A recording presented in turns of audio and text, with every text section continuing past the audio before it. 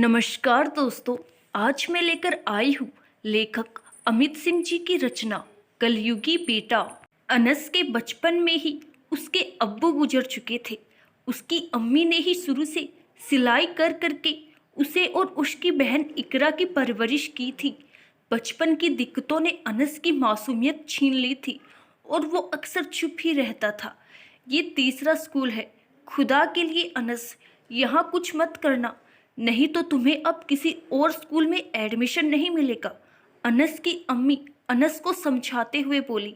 जी अम्मी, अनस ने कहा। अनस मेरे बच्चे, तुझे पता है ना मैं कितनी मेहनत करके तुम लोगों को पढ़ा रही हूँ। तुझे पढ़ लिख कर बड़ा आदमी बनना है। देख मेरी ओर, इकरा की जिम्मेदारी भी आगे चलकर तुझे ही संभालनी होगी। अम्मी ने अनस की तरफ उम्मीदों से देखते हुए कहा। ठीक है। अनस का चेहरा ऐसे ही स्पाट बना रहा। ठीक है, जा फिर, अम्मी ने स्कूल के दरवाजे से उसे अंदर भेजते हुए कहा। अनस अपनी क्लास में आकर चुपचाप बैठ गया। थोड़ी देर बाद एक क्लास में लड़का घुसा। ये मेरी सीट है, उस लड़के ने अनस से कहा।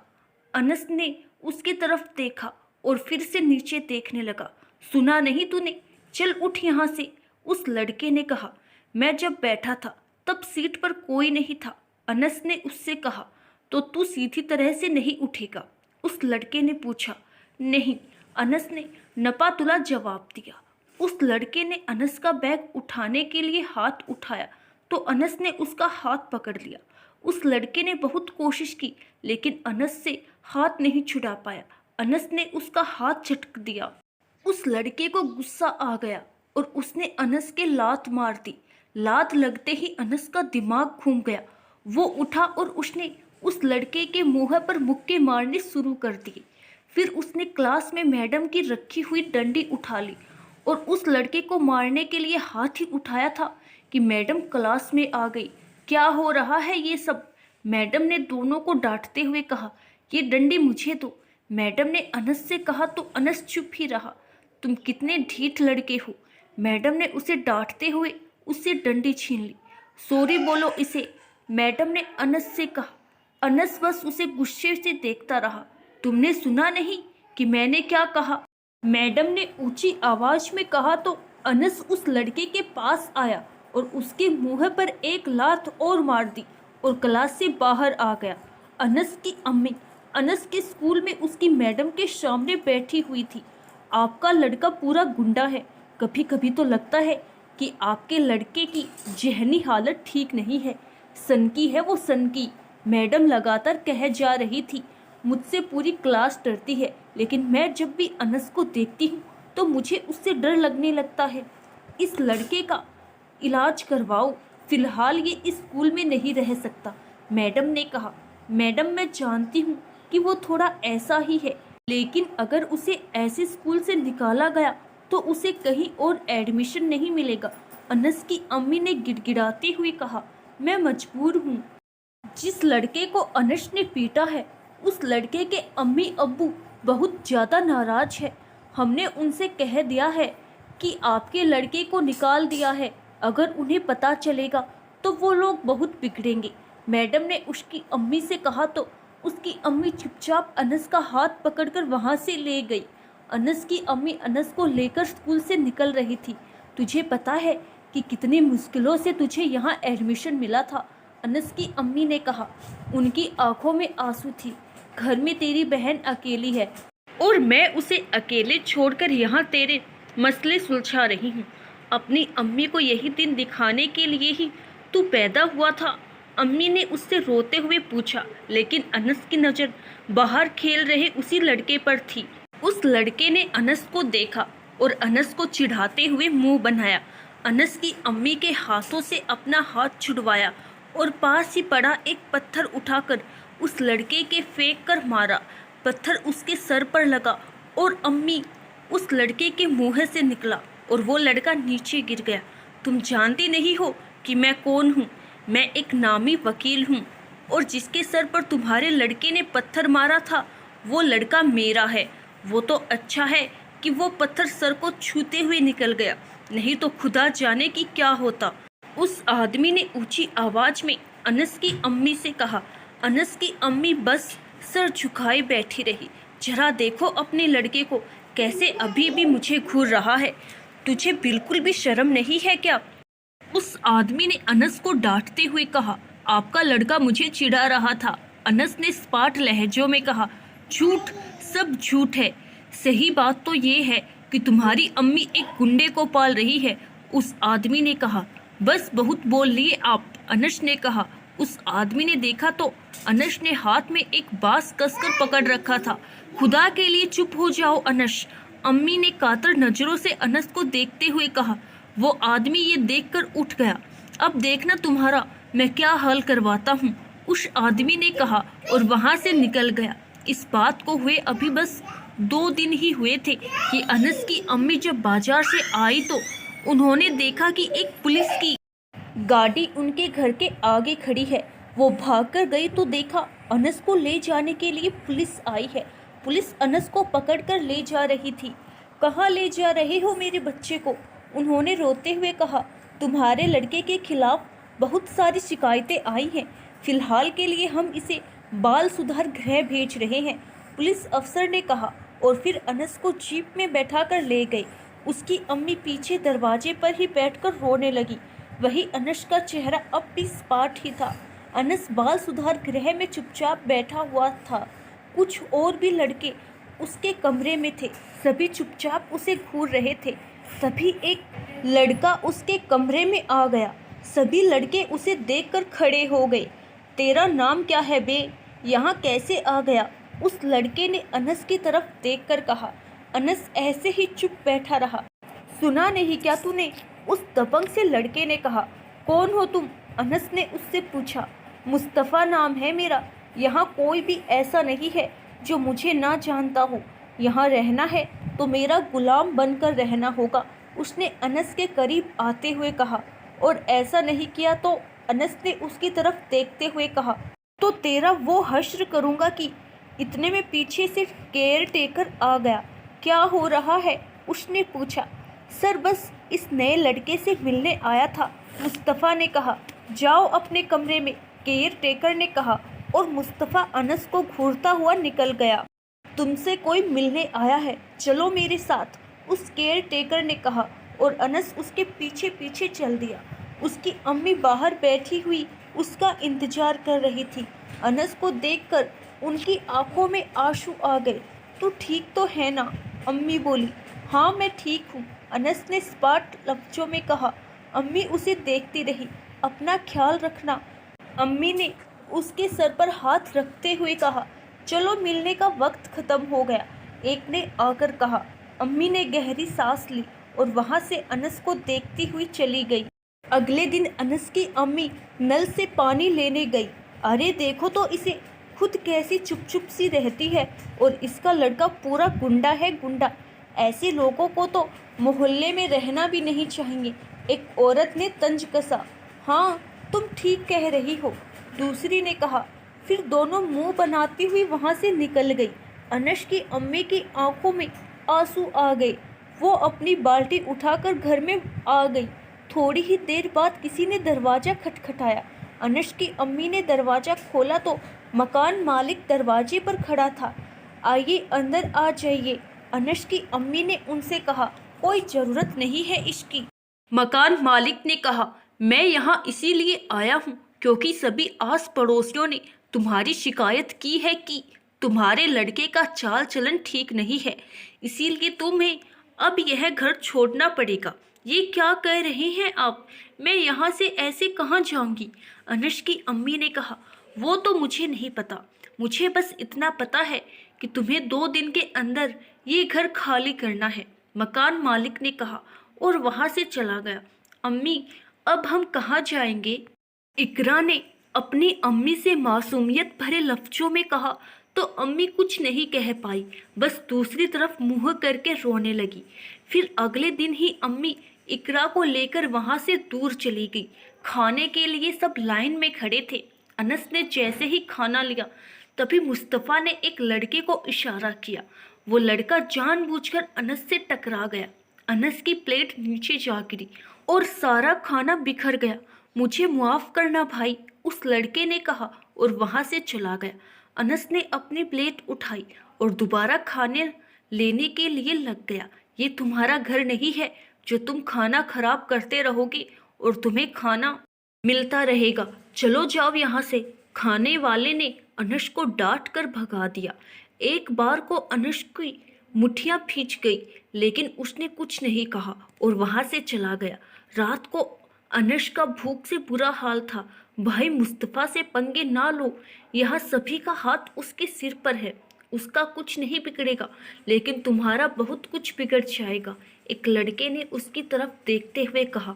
अब मेरे पास बिगड़ने को कुछ नहीं बचा है, अनस ने सीधा सा जवाब दे दिया। अगले दिन फिर से अनस के साथ वही सब हुआ। जैसे ही उसने खाना लिया तो किसी ने उसका खाना गिरा दिया। उसने उसको देखा तो मुस्तफ़ा उसे देखकर हंस रहा था। अनस का दिमाग फिर से उलट गया। जैसे ही मुस्तफ़ा ने खाना लिया तभी अनस ने उसके आगे अपना पैर अड़ा दिया।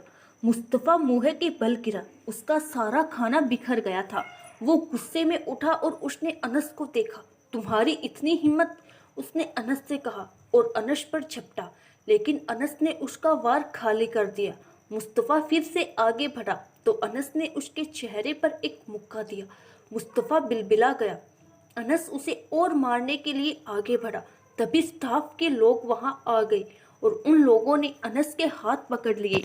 बस बहुत हो गया, केयर टेकर ने कहा तो दोनों एक दूसरे की तरफ घूर कर देखते रहे। इसने मेरा खाना गिरा दिया, मुस्तफ़ा ने कहा। हाँ मैंने भी देखा था, केयर टेकर ने कहा। चलो मैं तुम्हें दूसरा खाना खिलाता हूँ, केयर टेकर ने कहा। तो मुस्तफ़ा ने अनस की तरफ मुस्कुराते हुए देखा। ये गलत है, 2 दिन से ये मेरा खाना गिरवा रहा है। तब तो कोई नहीं बोला और अब इसे दूसरा खाना भी मिल रहा है, अनस ने कहा। चुप कर, बहुत बोलता है, केयर टेकर ने कहा। तो अनस ने अपना हाथ छुड़वाकर केयर टेकर के मुंह पर थप्पड़ रख दिया। तुम इसी के काबिल हो, अनस ने कहा। उस रात अनस की सारी रात पिटाई हुई। तुझे तो अब मैं यहाँ से 10 क्या 20 साल तक भी नहीं निकलने दूंगा, केयर टेकर ने कहा। डाल दो इसे काल कोठरी में, केयर टेकर ने कहा और वहां से चला गया। अनस उस काल कोठरी में ही बंद रहता था। बस उसे इतना ही खाना खाने को मिलता था जिससे कि वो जिंदा रह सके। दिन बीतने लगे थे। अनस को भी उस काल कोठरी में पड़े हुए 2 महीने गुजर गए थे। एक दिन उसकी कोठरी का दरवाजा खुलने की आहट होने लगी। बाहर से कुछ तेज तेज आवाजें आ रही थी। कोठरी का दरवाजा खुला। एक अधिकारी केयर टेकर को डांटने में लग रहा था। क्या है ये सब? तुम्हें पता है कि मंत्री जी कभी भी इस जगह का औचक निरीक्षण करने आने वाले हैं। वो जब ये सब देखेंगे तो क्या कहेंगे? क्या सोचकर तुमने इस लड़के को ऐसे बंद कर रखा था? केयर टेकर नीचे गर्दन करके चुपचाप खड़ा था। तुम बाहर आओ, उस अधिकारी ने कहा। अनस बाहर निकल कर आया। उसके कपड़ों से बहुत बुरी दुर्गंध उठ रही थी। 2 महीने से काल कोठरी में रहने के बाद जब अनस उस कोठरी से बाहर आया तो उससे धूप बर्दाश्त नहीं हुई। देखो इस लड़के की हालत देखो, तुम्हें अभी के अभी बर्खास्त किया जाता है। अधिकारी ने उस केयर टेकर से कहा, इस लड़के को ले जाओ और इसके कपड़े बदलवा कर ठीक से खाना पीना दो। उस अधिकारी ने एक स्टाफ के मेंबर से कहा। अनस वहां से निकल रहा था। उसने एक बार उस केयर टेकर की ओर मुस्कुरा कर देखा और फिर वहां से चला गया। अनस फिर से बाकी के लड़कों के साथ आ गया था। तो तू काल कोठरी से निकल आया? मुस्तफ़ा उसके पास आकर फुसफुसाने लगा। हाँ, तुम्हें कोई परेशानी है? अनस ने कहा। इतने दिन काल कोठरी में रहा तो भी तेरी अकड़ नहीं गई, मुस्तफ़ा ने कहा। चलो सब मैदान में आ जाओ, एक स्टाफ के आदमी ने वहां आकर कहा। सब मैदान में आकर खड़े हो गए। देखो अब जगह को और बड़ा बनाया जा रहा है, तो पढ़ाई के बाद तुम सबको रोज उस पहाड़ी से मिट्टी लानी है जब तक वो जगह नहीं भर जाती, वहां के एक अधिकारी ने कहा। ठीक है, तो सभी अपनी अपनी कुदालें लो और शुरू हो जाओ, अधिकारी ने कहा। सब उस पहाड़ी से मिट्टी गोद गोद कर लाने लगे। मुस्तफ़ा ने सोच लिया था कि अनस के साथ क्या किया जाए। उसने एक लड़के से एक तरफ से गहरा गड्ढा खोदने को कह दिया। अनस इन सब बातों से बेखबर अपने काम में लगा हुआ था। अगले दिन तक मिट्टी की एक ठीक सी ढांक बन गई थी। मुस्तफ़ा भाई, आपका काम हो गया है, उस लड़के ने मुस्तफ़ा से कहा। बहुत बढ़िया, बस अब कैसे भी करके अनस से उस ढांक से मिट्टी निकलवानी है। जैसे ही वो वहां से मिट्टी निकालेगा वैसे ही वो मिट्टी की उस ढांक के नीचे दब जाएगा। मुस्तफ़ा ने कुटिल मुस्कान के साथ सोचा। अनस जैसे ही उस पहाड़ी पर मिट्टी उठाने पहुंचा तो एक लड़के ने उसे वहां से मिट्टी उठाने को मना कर दी। अनस दूसरी तरफ से मिट्टी उठाने गया। ओए सुन, अगर तुझ में दम है तो वहां से मिट्टी उठाकर दिखा, मुस्तफ़ा ने अनस को चैलेंज देते हुए कहा। अनस मुस्तफ़ा के पास आया। मुझे तुम्हारे चैलेंज में कोई दिलचस्पी नहीं है, अनस ने कहा और दूसरी तरफ जाने लगा। बस डर गया, तुझ में बस इतनी ही हिम्मत थी, मुस्तफ़ा ने अनस को भड़काते हुए कहा। लेकिन अनस बिना मुस्तफ़ा की तरफ ध्यान दिए अपना मिट्टी गोदने का काम करता रहा। मुस्तफ़ा चिढ़ गया था। उसने गुस्से में आकर अपनी कुदाल उस ढांग पर दे मारी। कुदाल ढांग पर लगते ही वो मिट्टी मुस्तफ़ा पर जा गिरी और मुस्तफ़ा उस मिट्टी के नीचे दब गया। मुझे बचाओ, वो चिल्लाया। अनस ने उसकी चिल्लाहट सुनी और उसके पास आ गया। मुझे बाहर निकालो प्लीज, मुस्तफ़ा ने गिड़गिड़ाते हुए कहा। तुमने ये सब मेरे लिए ही किया था ना, तो अब इसका खामियाजा भुगतने का वक्त आ गया है। ये कहकर अनस वहां से जाने लगा। अनस, मुझे निकालो यहाँ से, यहाँ कोई भी नहीं है। मैंने सबको इधर की तरफ आने के लिए मना कर दिया था।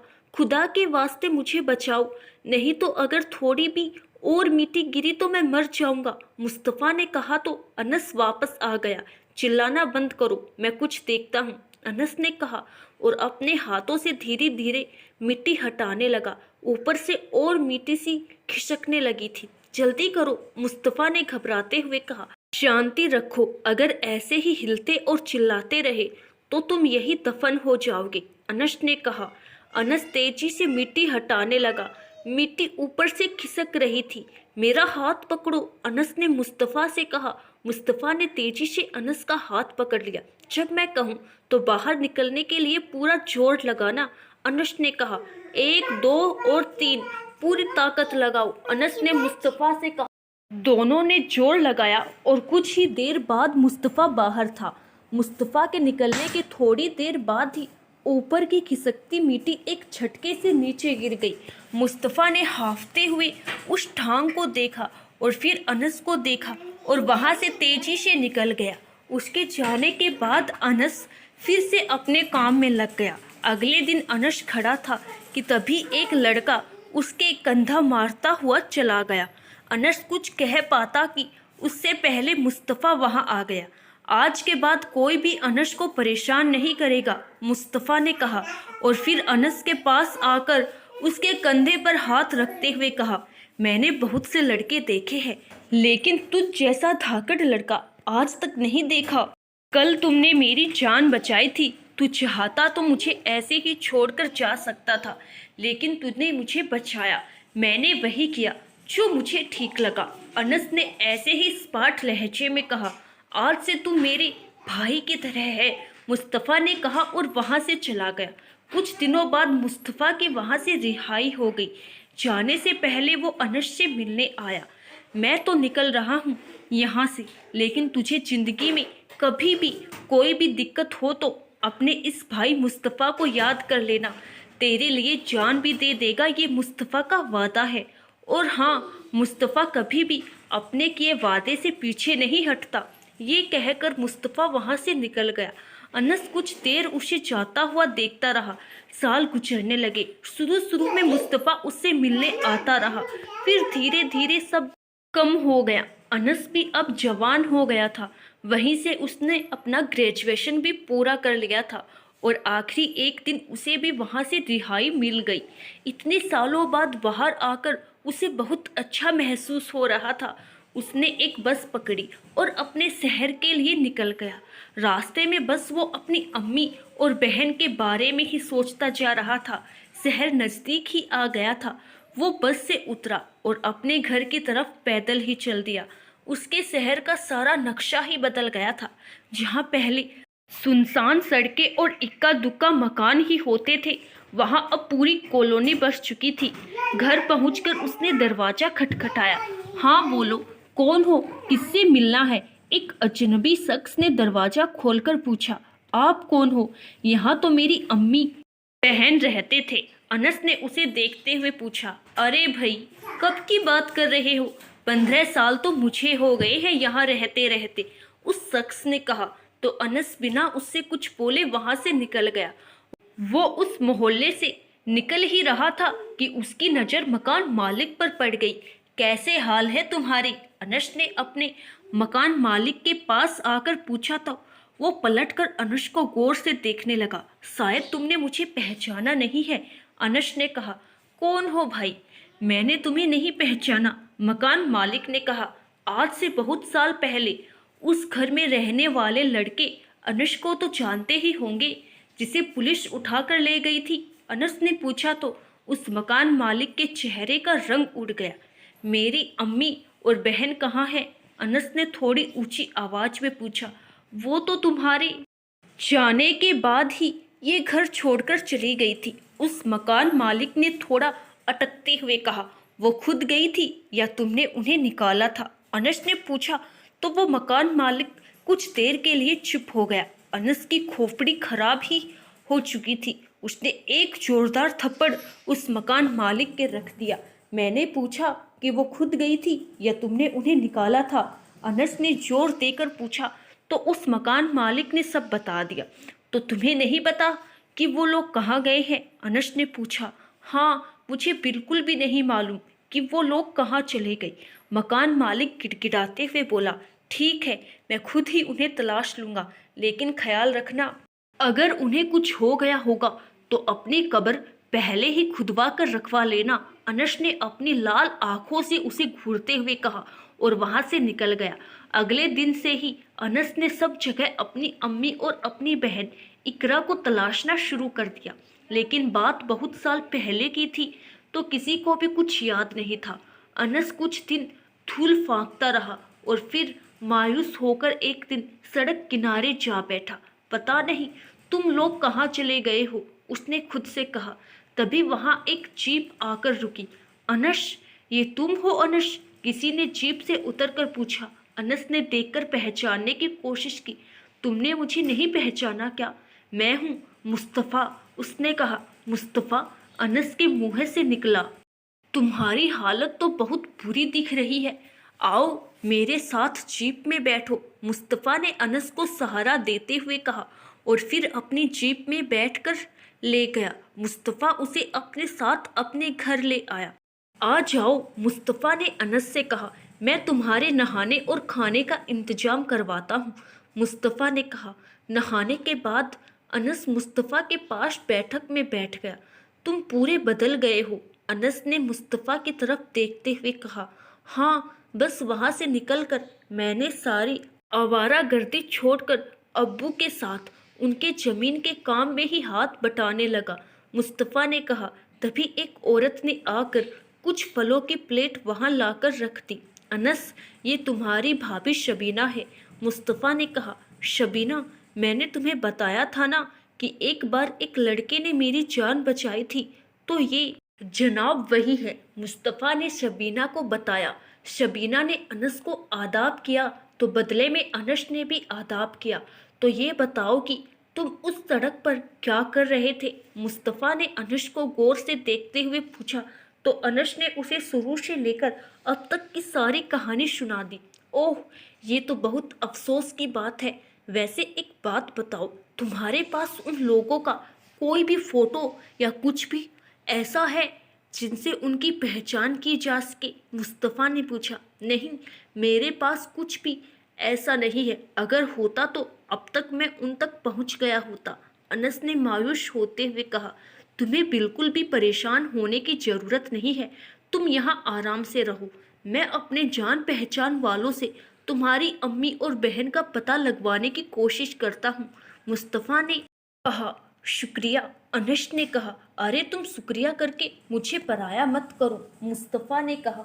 नहीं, ऐसी बात नहीं है, बस ये है कि मैं इस वक्त खुद को बहुत अकेला समझ रहा था, लेकिन अब तुम हो तो मुझे ऐसा लगता है कि जैसे मैं इस वक्त अकेला नहीं हूँ। अनस ने कहा, तुम अकेले नहीं हो और ना ही मैं तुम्हें अकेले रहने दूंगा। मैं बहुत जल्दी ही तुम्हारे अम्मी और बहन का पता लगवा लूंगा। मुस्तफ़ा ने कहा। एक ही हफ्ते में मुस्तफ़ा ने अनस की अम्मी और बहन का पता लगा लिया। अनस मुस्तफ़ा के ही खेत में काम कर रहा था। अनस, तुम्हारे अम्मी और बहन का पता चल गया है, मुस्तफ़ा ने आकर कहा तो अनस के हाथ से फावड़ा वहीं छूट गया। तुम सच कह रहे हो? अनस ने पूछा। बिल्कुल सच, मुस्तफ़ा ने कहा। मैं अभी उनके पास जा रहा हूँ। अनस ने कहा, आराम से चले जाना, यहाँ से ज़्यादा दूर नहीं है, बस इस गांव से 15 किलोमीटर की दूरी पर शहर में है। कल सुबह निकल जाना। ये रखो उनका पता, मुस्तफ़ा ने कहा। अगले दिन सवेरे ही अनस वहाँ के लिए निकल गया। जैसे ही अनस घर के पास पहुँचा तो उसकी दिल की धड़कनें बढ़ने लगी थी। उसने घर पहुंचकर दरवाजे पर दस्तक दी तो उसकी अम्मी ने ही दरवाज़ा खोला। उसकी अम्मी ने उसे सवालिया नज़रों से देखा। मैं वही हूँ जिसे आपने उस बाल सुधार गृह में अकेला छोड़ आई थी और उसके बाद एक बार भी उसकी खबर नहीं ली, अनस ने कहा। तो उसकी अम्मी पहचान कर वही उसके गले लगकर दहाड़े मारकर रोने लगी। आ जा, तू अंदर आ जा, अम्मी ने कहा। आपने मेरी बातों का जवाब नहीं दिया, अनस ने उसी सपाट लहजे में कहा। और क्या करती, मेरे पास कोई रास्ता भी तो नहीं बचा था। घर से निकाल दिया था, तेरी बहन को देखती या तुझे। ऊपर से तेरे पर ये जो गुंडा लफ्ज का ठप्पा लग गया था, जरा सोच उसका तेरी बहन पर क्या असर पड़ता, अम्मी ने पूछा। मैं अब पहले जैसा नहीं रहा, अब मैं बहुत बदल गया हूँ, अनस ने कहा। तो अम्मी बस उसे देखती रही। इकरा कहाँ है? अनस ने बात पलटते हुए कहा। अपने कॉलेज गई है, अम्मी ने कहा। तू भूखा होगा, रुक, मैं तेरे लिए कुछ बनाती हूँ, अम्मी ने कहा और रसोई की तरफ चली गई। तभी कुछ देर बाद दरवाजे पर दस्तक हुई। इकरा की अम्मी, पूरे 2 महीने हो गए हैं, लेकिन अभी तक तुमने इस घर का किराया नहीं दिया है। इस बार मैं बिना किराए लिए नहीं जाऊंगा। बाहर एक आदमी ने आवाज़ लगाई। आवाज़ सुनकर अम्मी दरवाजे की तरफ जाने लगी। अम्मी तुम रुको, मैं देखता हूँ, अनस ने कहा। अनस थोड़ा आराम से बात करना, अम्मी ने पीछे से उससे कहा। बोलो क्या बात है? अनस ने दरवाजा खोलकर पूछा। तुम कौन हो? उस आदमी ने अनस को गौर से देखते हुए पूछा। मैं उन्हीं का बेटा हूँ जिनसे आप अपने घर का किराया मांग रहे हैं, अनस ने कहा। पहले तो तुम्हें नहीं देखा, उस आदमी ने अनस से पूछा। मैं बाहर था, आज ही यहाँ आया हूँ। कितना किराया बकाया है? अनस ने अपना पर्स निकालते हुए कहा। पूरे 3,000 है, उसने कहा। अनस ने पैसे निकालकर उसे दे दिए। अरे वाह, जब तुम्हारे पास इतने पैसे थे तो तुम्हारी अम्मी इतने दिनों से मुझे क्यों टकरा रही थी? उस आदमी ने कहा। तुम्हें तुम्हारे पैसे मिल गए हैं, इन्हें लो और यहाँ से निकलो, बाकी की बातों में तुम्हें नहीं पड़ना चाहिए, अनस ने कहा। और वो आदमी अनस को घूरते हुए वहाँ से चला गया। अनस दरवाज़ा बंद करके वापस आ गया। मैंने पैसे दे दिए हैं, अब वो तंग नहीं करेगा, अनस ने अम्मी से कहा। उसे छोड़, ले खाना खा ले, अम्मी ने कहा। तो अनस खाना खाने लगा। दोपहर में इकरा भी कॉलेज से घर आ गई। वो जब घर से आई तो अम्मी के साथ एक अजनबी को देखकर ठिठक गई। आ गई तू, देख आज कौन आया है, अम्मी ने मुस्कुराते हुए कहा। इकरा, कैसी हो? मैं तुम्हारा भाई हूँ, अनस ने कहा। तो इकरा की आंखों में चमक आ गई। भाईजान, इकरा के मुंह से बस इतना ही निकल पाया। आ जाओ, तुम दोनों मेरे गले से लग जाओ, आज हम सब फिर से एक साथ हैं, अम्मी ने उन्हें गले लगाते हुए कहा। अगले दिन सुबह इकरा कॉलेज के लिए निकल गई। अनस और उसकी अम्मी घर पर रह गई। अनस अपनी अम्मी की उनके काम में मदद करवाने लगा। थोड़ी देर बाद ही किसी ने उनके दरवाजे पर दस्तक दी। अनस ने जाकर दरवाज़ा खोला तो देखा कि मुस्तफ़ा और उसकी बीवी शबीना उससे मिलने आए थे। अरे तुम दोनों यहाँ? अनस ने हैरानी से देखा। क्यों भाई, हम तुमसे मिलने नहीं आ सकते हैं क्या? मुस्तफ़ा ने मुस्कुराकर पूछा। क्यों नहीं, बेशक आ सकते हो, अनस ने कहा। तो हमें अंदर आने के लिए तो कहो। शबीना ने कहा। ओह मुझे माफ़ करना भाभी, आ जाइए आप लोग। अनस ने दरवाजे के सामने से हटते हुए कहा। अनस कौन आया है? उसकी अम्मी भी बाहर आ गई। अम्मी, ये मुस्तफ़ा और उसकी बीवी शबीना है, अनस ने कहा। तो दोनों ने अनस की अम्मी को सलाम किया। अम्मी ने उन दोनों को देखा और दो कुर्सियां उनके बैठने के लिए आगे लगा दी। अम्मी, मैं जो तुमसे मिल पाया हूँ वो इन लोगों की बदौलत ही हो पाया है।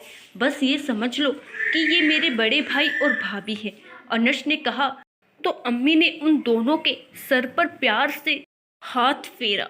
तुम लोग नहीं जानते कि तुम लोगों ने हम पर कितना बड़ा एहसान किया है, अम्मी ने बहुत प्यार से उन लोगों से कहा। आंटी, एहसान शब्द का नाम लेकर हम लोगों को क्यों शर्मिंदा कर रही हैं आप? अनस भाई हमारे भी अपने लगते हैं, शबीना ने कहा।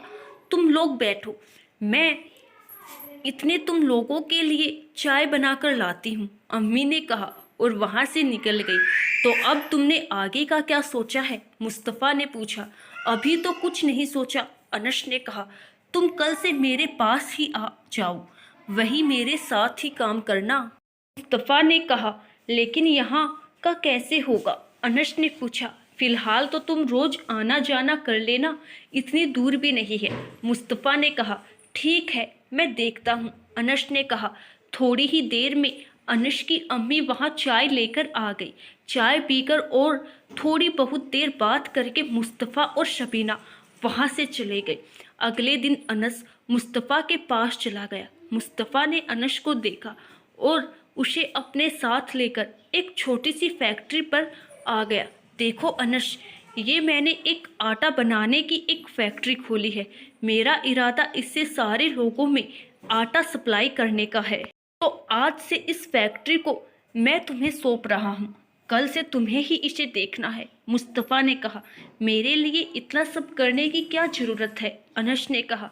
ये मैं सिर्फ तुम्हारे लिए ही नहीं कर रहा, ये मैं आंटी और इकरा के लिए कर रहा हूँ। तुम इन चीज़ों में मसरूफ़ रहोगे तो तुम्हारा ध्यान दूसरी बातों में नहीं जाएगा, मुस्तफ़ा ने कहा। अनस उस फैक्ट्री को देखने लगा। चलो अब मेरे साथ आओ, मुस्तफ़ा ने कहा और अनस का हाथ पकड़कर बाहर ले गया। और ये हैं तुम्हारे आने जाने के लिए बाइक, अब से तुम्हें आने जाने की दिक्कत नहीं रहेगी, मुस्तफ़ा ने कहा। मुस्तफ़ा, तुम कुछ ज़्यादा ही कर रहे हो मेरे लिए, अनस ने कहा। हाँ, तुम्हारे लिए ज़्यादा कर रहा हूँ, लेकिन अपने भाई के लिए ये सब बहुत कम है, मुस्तफ़ा ने कहा। तो अनस ने उसे गले से लगा लिया। ठीक है, चलो अब घर जाओ, कल से तुम्हें रोज ही अपनी इस फैक्ट्री को देखना है, मैं बिल्कुल भी इसे नहीं देखूंगा, मुस्तफ़ा ने कहा। आगे की कहानी जानने के लिए अगला पार्ट जरूर देखें। धन्यवाद।